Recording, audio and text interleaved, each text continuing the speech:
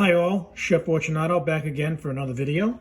This is going to be kind of like a follow-up video from my last one I just did about hard-boiled eggs. And as you can see, this is a demo on how to make dyed eggs. Since it is the springtime and Easter is right around the corner, I want to show you just a quick video on how you can take those hard-boiled eggs and turn them into dyed eggs.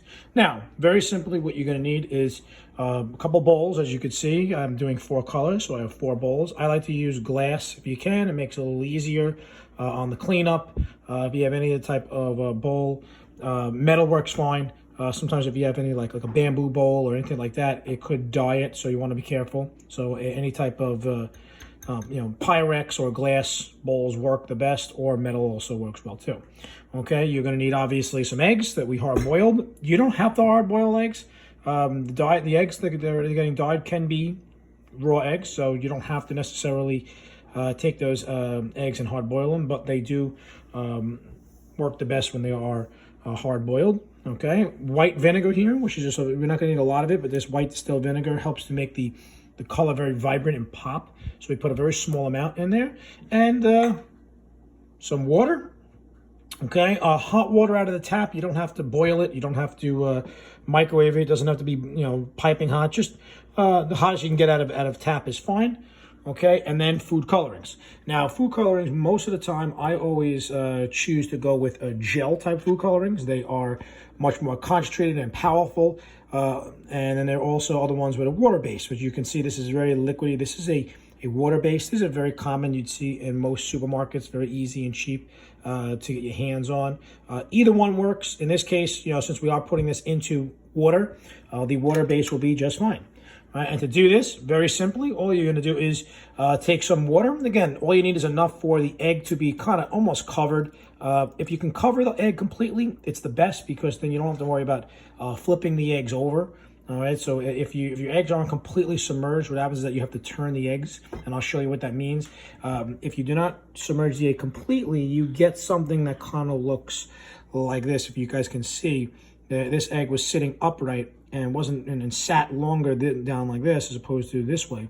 And the longer the egg sits in the food dye, the darker it gets. And I like this too, because sometimes it looks a little natural. You can make different designs on here. You can dip it one side, and then if you let it dry off, you can dip it into another color if you're very careful. But I'm going to show you guys how to just do very simple one plain dyed egg. So I have hot water in there. I'm going to add some food coloring. Really, this is kind of like up to your own your preference. I always start off with, if I'm doing liquid base, maybe like 15 drips. Again, it's not an exact science. You could always add more. I'm always, proponent of adding a little less, and you could always add more. And then about a capful of vinegar, not too much. It's about a teaspoon. Okay, that's all you need. We don't want to stink the house up with the distilled white vinegar. Okay, I'm going to put that right back. And basically what you're going to do is just take your eggs. Okay, I'm going to drop one in each. Right, well, let's say place. Don't say drop. Drop's not a good word. Right, I'm going to show you what it looks like if you don't submerge it all the way. So I'm doing that on purpose for a couple of these. Right, and always have a paper towel. Right, that's wet and accessible, because if your fingers get get a little food coloring on them, or it splashes. If it's left to stay on the countertop or on your clothes or your hand, it tends to stain. So if you have that handy and ready, you will be able to wipe it off easier. Okay. And then last but not least, I'm going to put it into my yellow. All right. Now, I like to have a plastic works fine, right? If you have a little plastic knife or a spoon, they sell these tools. It kind of looks like a wire with a kind of a circle attached to the bottom, so the egg can sit in it. You don't have to do that. I've made that out of a paper clip one time, right? So it doesn't have to be used, right? And this one is actually, you'll notice how if it's sitting on one side longer than another, it kind of develops that line. So if you like that, you can make different designs with that. That's pretty cool, right? Just make sure you are turning it every minute or so. Okay, you notice here, like it already developed that line here. So if I turn that over, I want to evenly distribute the egg color. All right, and move it around. And like I said, the darker it sits, The longer it sits, the darker it becomes. So you can kind of play around with it, and you can have different shades of pink. If you see here, this is really dark, and then this one sat a little less, and this one is not as dark. So you can play around and make things more pastel or darker. Right? And this is a kind of fun thing to do with the kids. And then you can, if you don't want hard-boiled eggs, you can just do a regular plain eggs.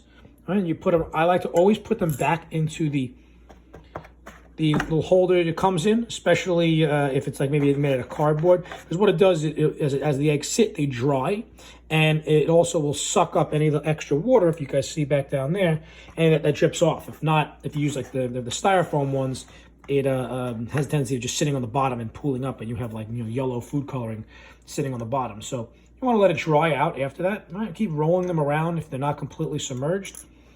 Do your best to kind of evenly distribute that. I also like the way it looks too, sometimes if you design little colors, right? And you'll notice that the color is not completely, very, very dark, right? Anytime you're mixing a color with white, it'll become more of a pastel or a lighter color. So the eggs are going to come off, even though that is red food coloring, it's going to come off a little more pink. The blue is going to be very like baby bluish. And that green is going to have like that nice Easter egg color, right? All those pastel colors, which goes right along with the theme. And what I'll do is I'll take, when I'm going to remove it, a little spoon. I like to use like a little soup spoon or a deep spoon so it sits right in there. You want to drain as much of that water off as possible. Right? And then just drop it right on in. If you're going to go from different color to color, have a little bit of extra water here to rinse off that color so you don't taint the color from one to the other. So I don't want to put red into my yellow or blue into my yellow. Right? And then I can go around and fish the next one out. Right?